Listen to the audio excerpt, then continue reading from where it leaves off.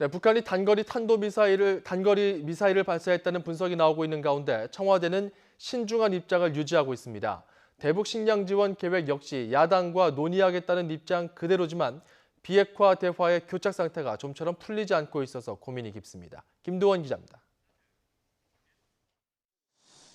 북한의 미사일 발사 다음 날에도 정부는 탄도미사일 여부에 대해 말을 아꼈습니다. 미 국방부가 탄도미사일로 결론 내렸다는 외신 보도가 나왔지만 청와대는 확인이 더 필요하다고 밝혔습니다.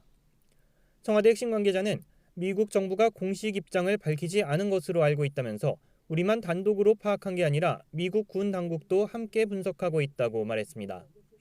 정보 당국도 신형 무기일 가능성이 있어서 탄도미사일 여부에 대한 판단이 늦어지고 있다고 국회에 보고했습니다.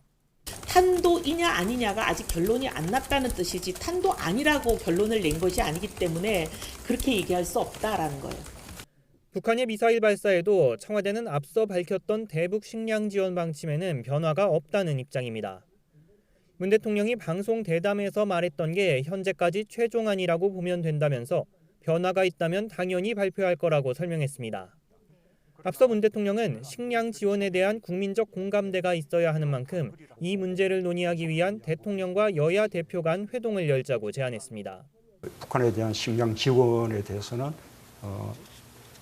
대통령과 여야가 함께 모여서 좀 협의를 하는 것이 바람직하지 않을까라는 생각을 하고 있습니다.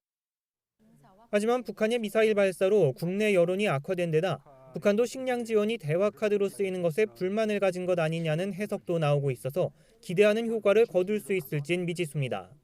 대화 재개의 동력을 조속히 만들어야 하지만 우리의 중재 시도에 북한이 별다른 호응을 보이지 않고 있다는 점에서 문 대통령의 고심이 깊어질 것으로 보입니다. YTN 김도원입니다.